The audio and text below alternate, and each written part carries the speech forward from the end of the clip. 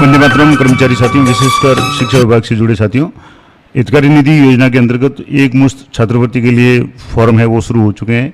कौन कौन पात्र है, किन किन बच्चों को छात्रवृत्ति मिलेगी, क्या क्राइटेरिया रहेगा और कौन कौन से डॉक्यूमेंट्स साथ में लगाने पड़ेंगे, फॉर्म ऑनलाइन या ऑफलाइन कैसे होगा, संपूर्ण जानकारी मैं आपको दूंगा। तो जैसे कि आप देख पा रहे हैं, कार्यालय निदेशक माध्यमिक शिक्षा बीकानेर की तरफ से जो आदेश है और जिसका विषय है कि हितकारी निधि योजना अंतर्गत एक मुश्त छात्रवृत्ति प्राप्त करने हेतु आवेदन आमंत्रण की अंतिम तिथि 30/6/2026 यानी 30 जून तक आवेदन कर सकते हैं। अब कौन कौन है पात्र इसके लिए, तो हितकारी निधि माध्यमिक प्रारंभिक शिक्षा राजस्थान बीकानेर के विभागीय कार्मिक जो सेवा में कार्यरत है, यानी जो भी शिक्षा विभाग में प्रारंभिक माध्यमिक में कार्यरत है उन सभी के लिए, और जिसमें कौन है संस्कृत शिक्षा विभाग के कार्मिकों को छोड़कर, यानी अगर संस्कृत शिक्षा विभाग में कोई कार्मिक है तो उनको छोड़ करके बाकी जितने भी समस्त वर्ग के अधिकारी कर्मचारी, उनके पुत्र या पुत्री जिन्होंने माध्यमिक शिक्षा बोर्ड राजस्थान अजमेर द्वारा आयोजित कक्षा 10वीं की परीक्षा जो अभी हुई थी उसमें 70% या उससे अधिक अंक प्राप्त किए हैं, जो मार्च में रिजल्ट आया, और प्रति छात्र छात्रा को 11,000 रुपये एक मुश्त छात्रवृत्ति प्रदान करने हेतु आवेदन आमंत्रित किए जाते हैं। तो सीधी सी बात है, ऐसे कर्मचारी जिनके बच्चों ने इस बार 2026 में मार्च में जो रिजल्ट आया था उसमें 10वीं 70% उससे अधिक अंकों से उत्तीर्ण किए, उनके लिए 11,000 की एक मुश्त छात्रवृत्ति का प्रावधान है। अब इसके लिए क्या करना पड़ेगा, तो ये सहायता उन लोगों को मिलेगी जो सेवा में 2018-19 से है और नियमित रूप से हितकारी निधि की कटौती करवा रहे हैं, यानी अंशदाता है तो 17 जो वर्ष 18-19 है उससे लगातार हितकारी निधि की कटौती करवा रहे हैं। और योजना का लाभ उन आवेदकों के बच्चों को प्रदान किया जाएगा जिन्होंने सत्र 2026 में, यानी जो भी सत्र बीता है जैसे जो भी चला उसमें परीक्षा उत्तीर्ण की, यानी जो परीक्षा परिणाम मार्च 2026 में जो जारी किया गया था 10वीं का, तो माध्यमिक शिक्षा बोर्ड से जो स्टूडेंट जिन्होंने 10वीं की और 70% से ऊपर है वो आवेदन कर सकते हैं।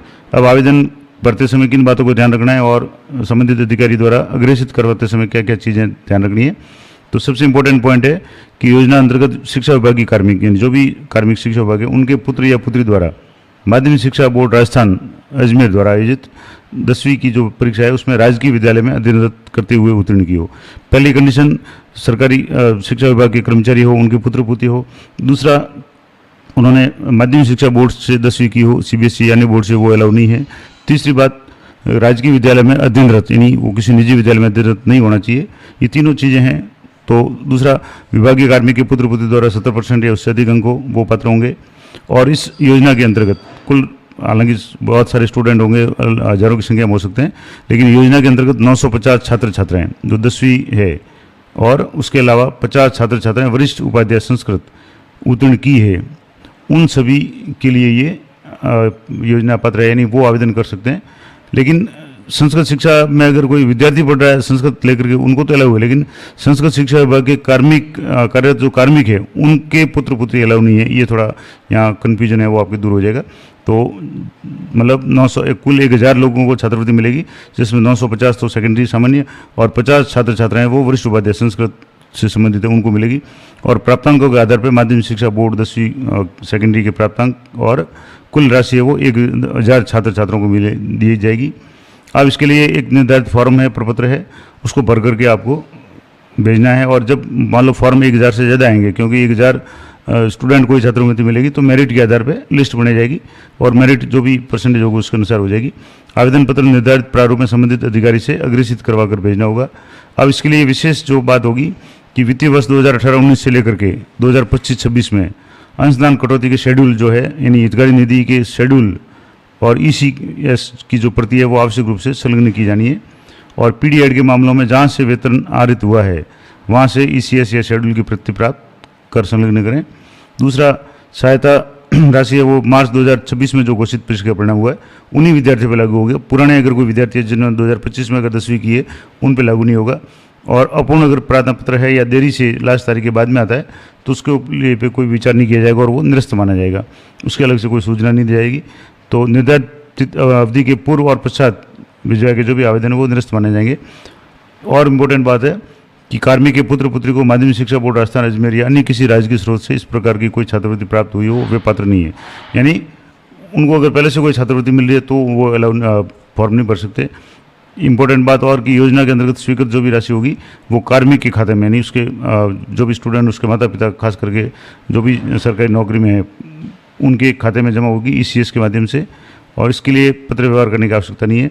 और संस्था प्रदान और अग्रेषण करने वाले अधिकारीगण उक्त बिंदुओं के बारे में आश्वस्त होने के उपरांत प्रार्थना पत्र अनुशंसा सहित वो पूरा प्रार्थना पत्र आपको रिकमेंड के साथ में सचिव हितकारी निधि माध्यमिक शिक्षा बीकानेर के नाम से प्रेषित करना है, यानी रजिस्टर्ड डाक वगैरह से भेजना है, यानी ऑफलाइन ये प्रोसेस रहेगा। फॉर्म कैसा होगा, तो इस तरीके से फॉर्म होगा। हितकारी निधि कार्यालय निदेशक माध्यमिक शिक्षा बीकानेर, हितकारी निधि से शिक्षा विभागीय समस्त श्रेणी के जो भी कर्मचारी है उनके बच्चों के लिए माध्यमिक शिक्षा बोर्ड की सेकेंडरी वरिष्ठ उपाध्याय में 70% उससे अधिक अंक प्राप्त करने पर एक मुश्त छात्रवृत्ति के लिए पहले कर्मचारी का नाम आएगा, कर्मचारी का पद स्थान, स्थापन स्थान, स्थायी पता, मोबाइल नंबर। हितकारी निधि के जो शेड्यूल है आपको 18-19 से लेकर के 19, 20, 21, 21, 22 इस तरीके से 2025-26 तक ECS और शेड्यूल है वो साथ में संलग्न करने हैं। कर्मचारी की एम्प्लॉय ID, छात्र छात्रा का नाम, उसका संबंध, उसके माता पिता है क्या लग रहे हैं वो, और छात्र छात्रा जिस राजकीय विद्यालय में अध्ययन किया है उस विद्यालय का नाम, और माध्यमिक शिक्षा बोर्ड द्वारा जारी जो भी उत्तीर्ण करने की जो अंक तालिका है उसकी प्रमाणित प्रति और कितने प्रतिशत अंक प्राप्त किए, और कार्मिक का जो बैंक विवरण है उसकी पासबुक की प्रमाणित कॉपी या चेक बुक जो निरस्त है। और ये सारी जानकारी पढ़ने के बाद में जो भी कर्मचारी है वो अपने हस्ताक्षर करेंगे, अपने कार्यस्थान का भी नाम लिखेंगे। उसके बाद में वहाँ के जो भी संस्था प्रधान उसको वेरीफाई करेंगे, और उसके बाद में जो प्रार्थना पत्र होगा जिला शिक्षा अधिकारी मुख्यालय या CBO से अग्रेषित करवाया जाना है। तो यहाँ वापस जो भी फॉर्म होगा उसको CBO या जिला शिक्षा अधिकारी वो पहले तो यहाँ हस्ताक्षर संस्था प्रदान करेंगे कि प्रमाणित किया जाता है कि प्रार्थी द्वारा जो भी विवरण प्रस्तुत किया गया वो सही है, और प्रार्थना पत्र अध्यक्ष हितकारी निधि माध्यमिक शिक्षा बीकानेर को अनुशंसा सहित अग्रेषित किया जाता है। तारीख आ जाएगी और यहाँ पहले तो संस्था प्रधान साइन करेंगे, उसके बाद में उस पर जो भी जिला शिक्षा अधिकारी या CBO के साइन होंगे, और उसके बाद में उस फॉर्म को कंप्लीट करके आपको डाक के द्वारा खास करके ECS वगैरह जो भी है हितकारी निधि के जो शेड्यूल है वो साथ में लगा करके 2018, 19, 25, 26 तक वो आपको भेजने पड़ेंगे। जो एड्रेस दिया हुआ है सचिव हितकारी निधि बीकानेर के नाम से। तो ये संपूर्ण जानकारी मैंने आपको बता दी कि अगर कोई भी आपके स्टाफ में, आपके आसपास में कोई भी ऐसे शिक्षक साथी है, शिक्षा विभाग के कोई भी कर्मचारी संस्कृत शिक्षा के कर्मिकों को छोड़ करके, और उनके बच्चों ने इस बार अगर 70% से ज़्यादा अंक प्राप्त करें तो उनको फॉर्म जरूर भरवाएं। ज़्यादा फॉर्म होंगे तो मेरिट होगी, लेकिन जो भी जिनका भी सिलेक्शन होगा उनको 11,000 रुपये एक मुश्त छात्रवृत्ति के रूप में दिए जाएंगे। ये थी महत्वपूर्ण जानकारी। आशा करता हूँ ये जानकारी आप लोगों को उपयोगी रहेगी। इस तरह की लेटेस्ट और अपडेटेड जानकारी के लिए चैनल पर बने रहें। मिलते हैं नेक्स्ट वीडियो में, तब तक जय हिंद, जय भारत।